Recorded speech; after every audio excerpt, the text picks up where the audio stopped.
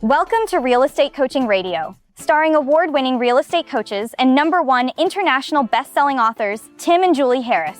This is the #1 daily radio show for realtors looking for a no BS authentic real-time coaching experience. What's really working in today's market, how to generate more leads, make more money, and have more time for what you love in your life. And now your hosts, Tim and Julie Harris. All right, I've got something really quite funny to show all of you today, or you can just listen to it. So as you know, Julie and I have been in the business for a majority of our adult lives, right? I mean, 30 plus years. And in cleaning out a box in our attic, we actually found an original, a tape. It's big, from 1990 something of Julie and I being interviewed by the late, great Howard Brinton. It was at a RE/MAX event out in Colorado. In any event, this is after Julie and I had sold over 100 houses our first year. The nostalgia on this video runs deep, at least it does for us. But I think some of you will be really, truly entertained to watch Julie and I, Julie especially, because she's very nervous through this whole video, how much we've changed and also how much we've changed, stayed the same. But most importantly, I think it's helpful to you to understand that when watching the video, if those two goofball looking kids could sell 100 houses their first year with no internet, by the way, before all the technological things, certainly no AI. If those two, when watching this video, this is what my reaction was, can do what they did, you certainly can do the same thing. So there's my little humble, hopefully motivational message for all of you. Enjoy today's video, or if you're listening, the audio, and let me know what you think. Have a fantastic day.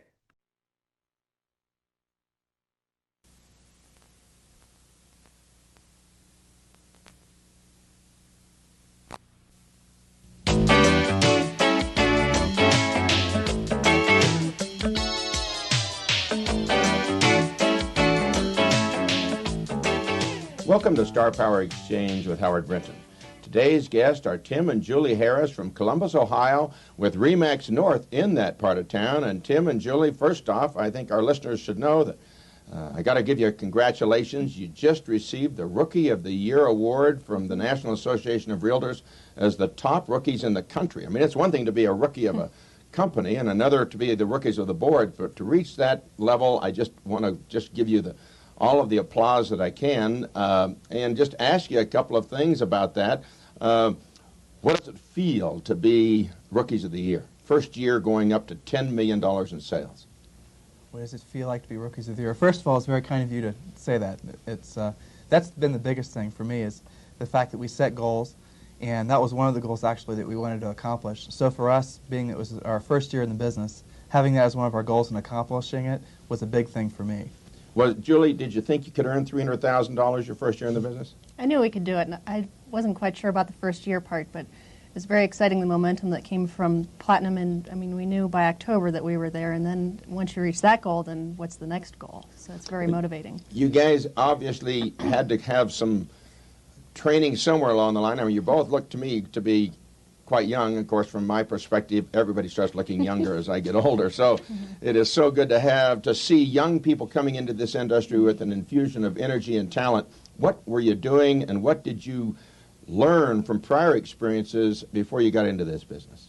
Actually, we had a car cleaning and detailing business that I started when I was in high school, and then Julie and I maintained through college, that paid our way through school. And the way the detail business worked essentially is we'd pick up we specialized in high-end cars, something that I had kind of an interest in.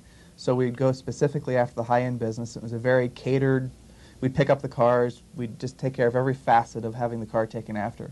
And so that way we were able to meet a lot of really high rollers in our area. And the neat thing that happened is once we earned the trust of one person with, say, a collection of Ferraris, he'd pass our name around to somebody else. And then that was really, really empowering for us, because we figured out quick that by providing good service, by providing good customer service, that we would get a lot of business from it. Well, you obviously have an entrepreneurial spirit, or else you wouldn't have both jumped into doing something while you're going through school, but there's a work ethic in there. Where did that come from? I mean, is that from parents? Have you always worked hard, both of you? Or were you both just starving to death? A little bit of all of the above. As I think someone on one of your tapes said, a need to or a have to mentality. Yeah. We worked our way through college. That auto detailing business helped us buy our first house. We always wanted to move ahead from the beginning. How well did you do in that business? What we ended up doing is we didn't sell it, we gave it away. The people that could afford to buy it, we didn't want to sell it to because we knew they wouldn't take care of the clients. And so what we did is we gave it to somebody else. But the business, when we got rid of it, was grossing 6 figures. I was reading something on the article on you that was in the National Realtor, the Today's Realtor magazine, said that you started out marketing it by just doing mailers. Even more basic than that, you can tell them about our stories of walking lots.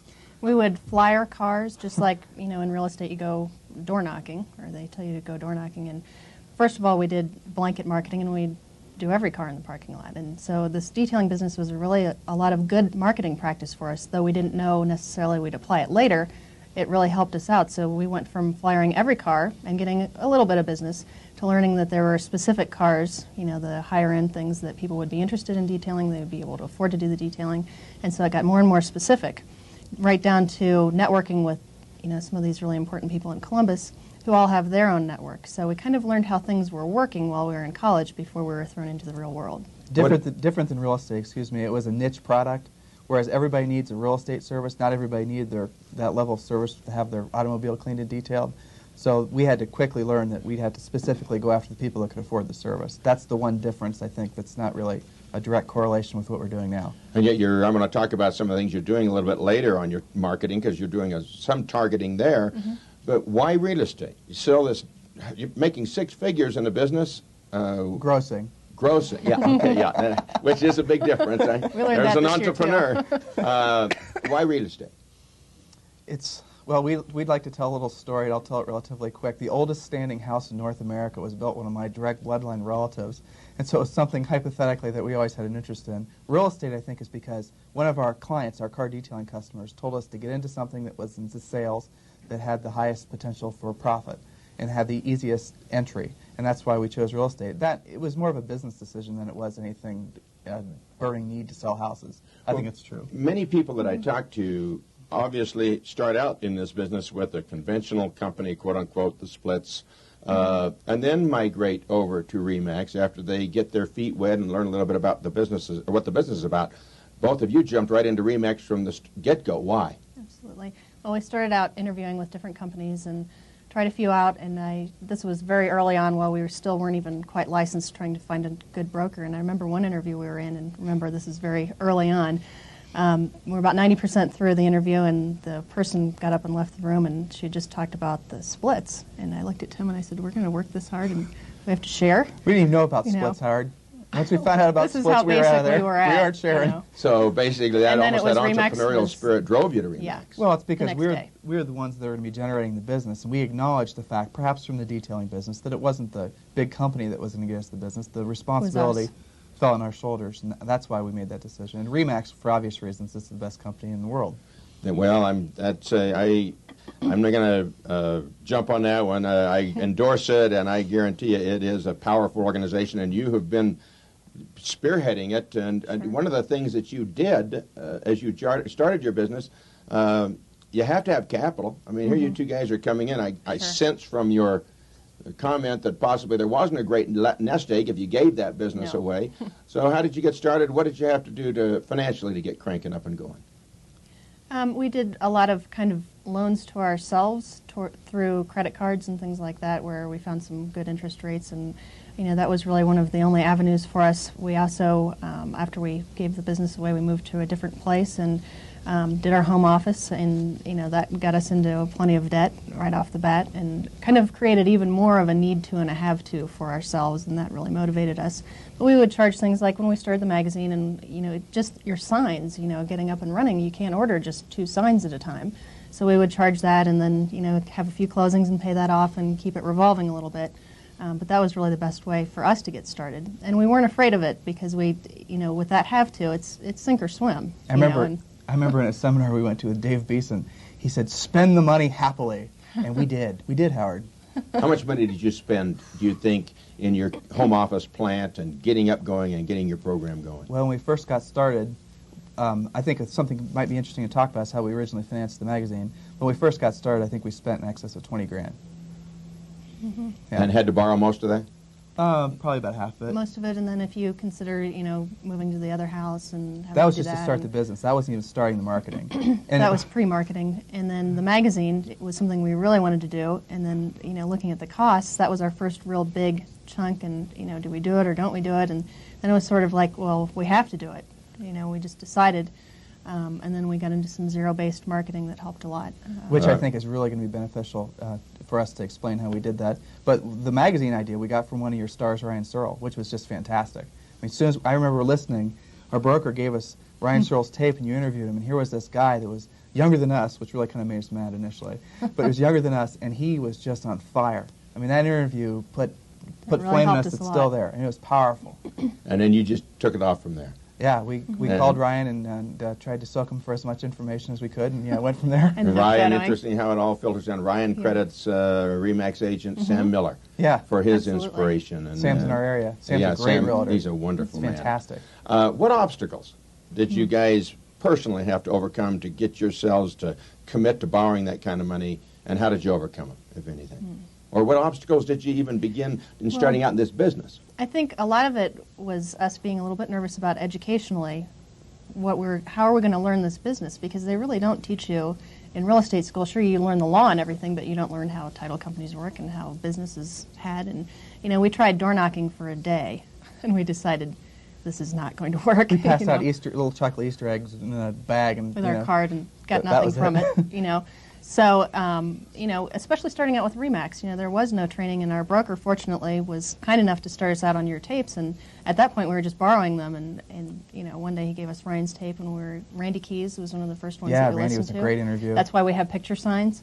And a lot of that was just, you know, the learning process. How else are we going to get this information? You know, we didn't want to start out with all of our CE credit. We wanted to get up and running. You wanted to learn how to sell. Yeah. And really, with the Remax, starting out with Remax, I remember we were writing our first contract. It was like a Sunday night. We didn't even It was have any midnight. contracts. We didn't know how to write a contract. We couldn't even get in the front door. We had to call our broker, Rory and Terry Everett, who were kind enough to come out in the middle. It was like at 11. Actually, to be honest, Terry came out because Rory was watching a basketball game and didn't want to come out. They brought us a contract, showed us how to write it, and then fortunately 30 days later we had some cash flow. Yeah. But that It's a really, little traumatic the first time around. I would say the only thing other than making mistakes that's helped us to learn is your series of tapes and talking with your Absolutely. stars. That's absolutely true. Just plugged into what other people are doing. Oh, and yeah. did it. That's And then the just main did thing. it. Propensity Absolutely. to action. Well, let's come to a couple of the things you just mentioned, one of which is you said zero-based marketing. Explain to our listeners that may not know what that is, how that works, and how you've gotten that going. You want me to explain that? Please. What we did... It's actually- nice, by the way, that you ask her permission. I think well that's... Ask her trained. permission for everything. What we did from the initial, we didn't have the money to get the magazine started. I mean, the magazine, when we first got started, was costing between $13,000 and $15,000 a month. That's a ton of dough.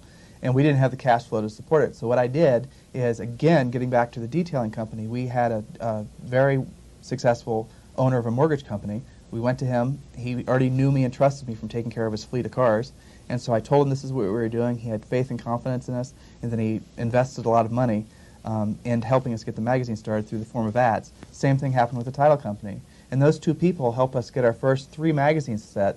And after that, things pretty much rolled on. And we'll be loyal to those people at the end of Kingdom Come. So in essence, it's just, to a degree, it's just asking.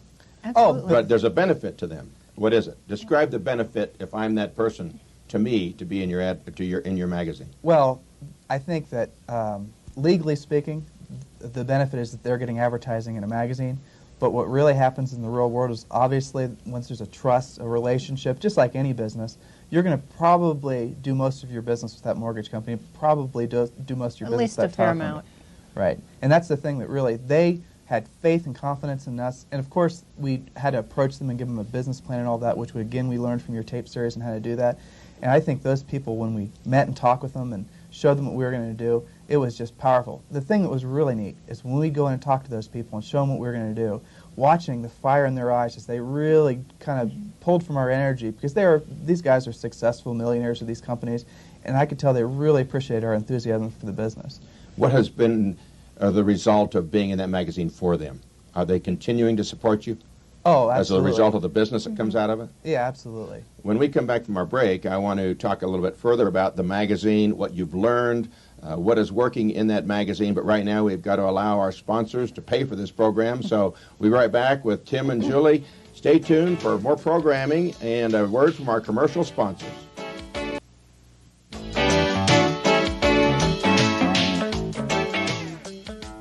Welcome back to Star Power Exchange and our guests, Tim and Julie Harris. We were talking about the magazine, and that was one of the things that really catapulted your career and your business. You saw Ryan Cyril do it with his. What lessons first? Describe the magazine for our listeners, and then talk about the evolution and the lessons you've learned through that program. Well, basically, it's a full color. Some people do 16 pages. We chose to do 8 pages. It shows off all of our listings. It has a lot of different things. It's an image piece. It talks about us, talks about our programs. It has payments. It has an 800 number. It has our phone number in it. Encompasses a lot of different things, with the point obviously being to get the phone to ring. A couple of things you mentioned. You mentioned a lot of ideas in there, one of which is like payments. I noticed in your new magazine, you do put the payment on kind of a snipe across the corner of the particular home. And your first issues, I remember seeing, it didn't have that. Right. Talk to me about what impact that's had and why you did that. I think really it helps the average homeowner who doesn't really move within 3 to 7 years, somewhere in there. And with interest rates the way they are, a lot of people don't realize what they can and can't afford, especially first-time home buyers, especially people who maybe have been in their house 15 years.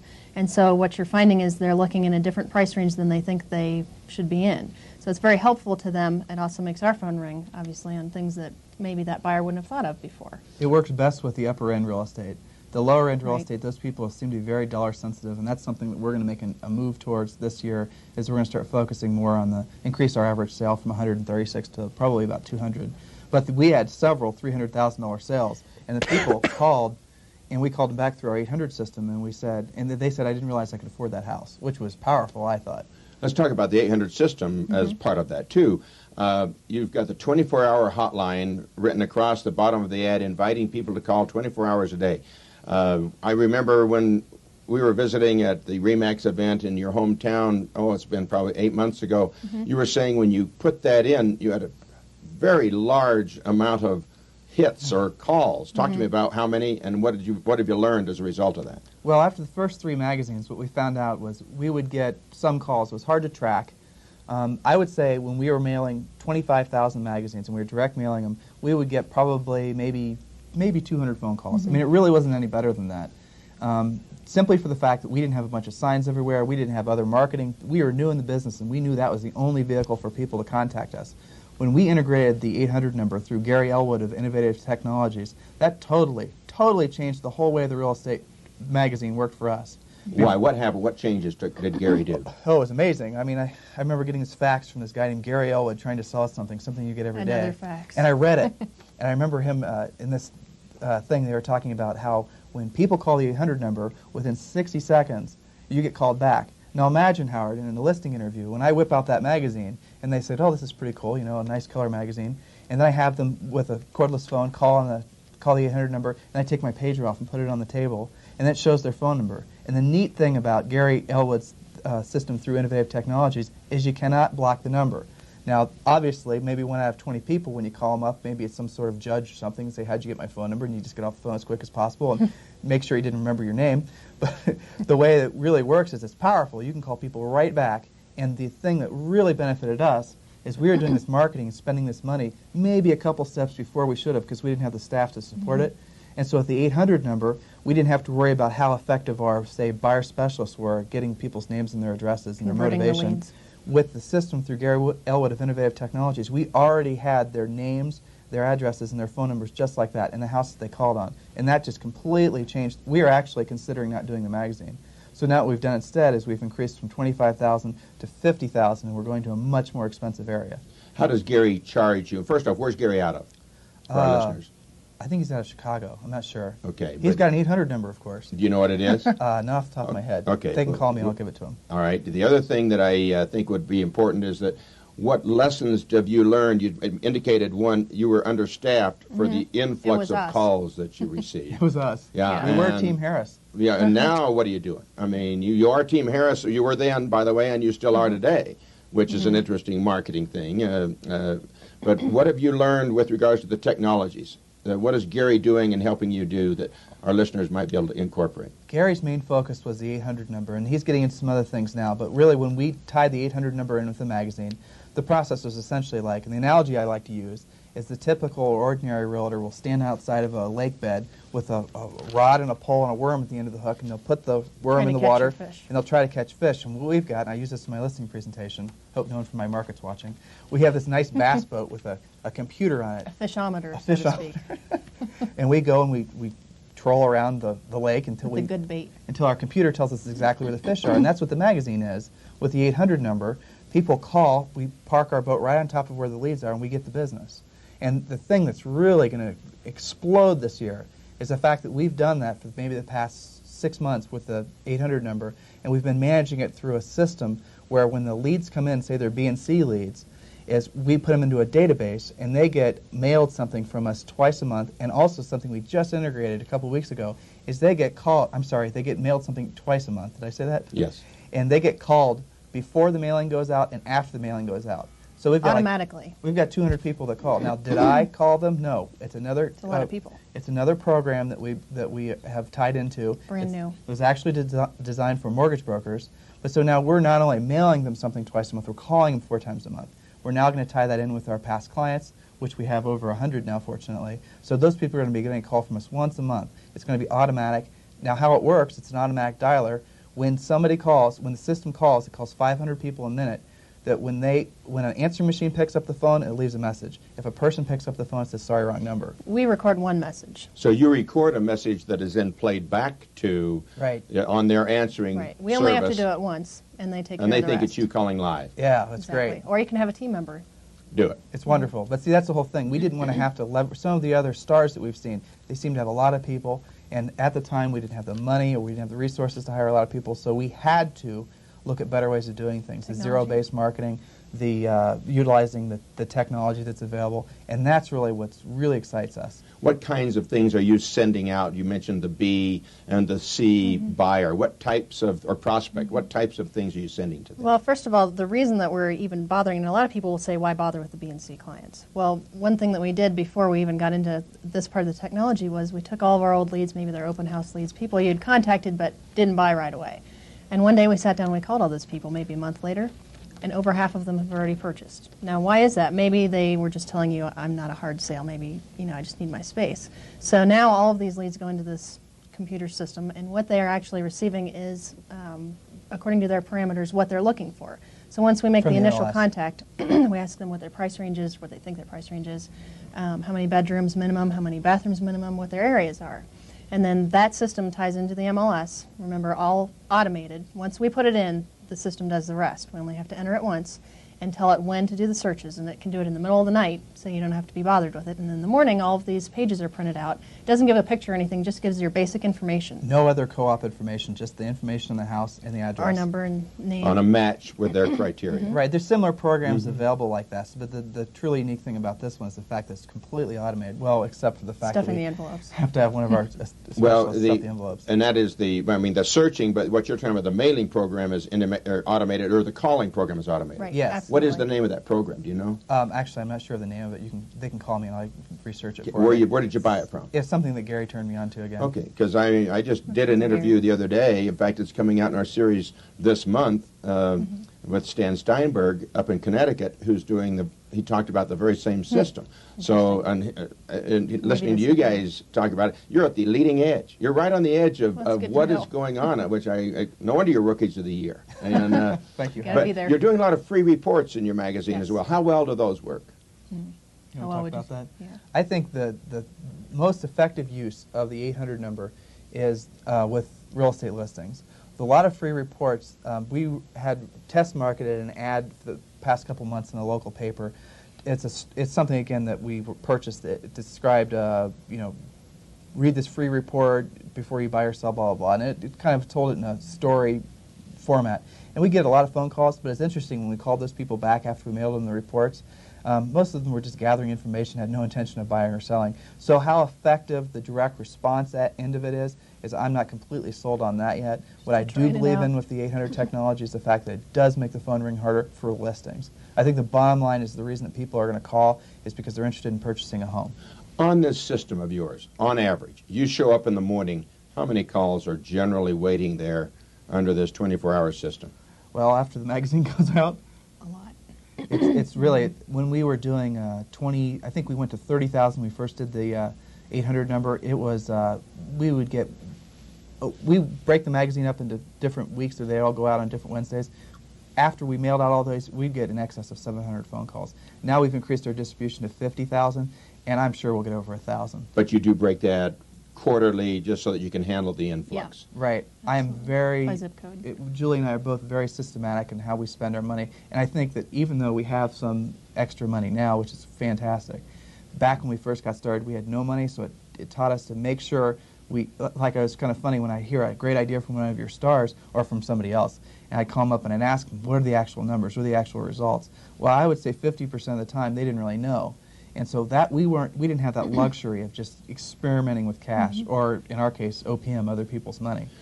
Gary's program, by the way, is it a per call charge that basis, or it's a per minute charge? Per minute charge. Okay, guys, we're getting close to the end, but I want to kind of summarize some thoughts for our listeners. A lot of people, their first year can be, you've heard it, a real shot in their, shot in the pan or something, real hot the first year, and then all of a sudden there's that second year letdown because you went so hard the first year. What are you doing to ensure that that doesn't happen to the Harris team or the Team Harris? The nice thing about the marketing is that it doesn't allow us to be complacent. I mean, that magazine's going to go out every month, and that phone's going to ring, and you're going to take those phone calls, and it's just almost like a check and balance system already worked into the way we do the business. And we have specific goals, and really, what we accomplished in our first year we're very proud of, but what we have in Hello, thank you for having watched this video. Please remember to subscribe to our YouTube channel. That's right, and don't forget to hit that like button, leave your comments and questions below, and we will get right back with you. Thank you for watching this video, and remember to watch the next one. You're going to love that one.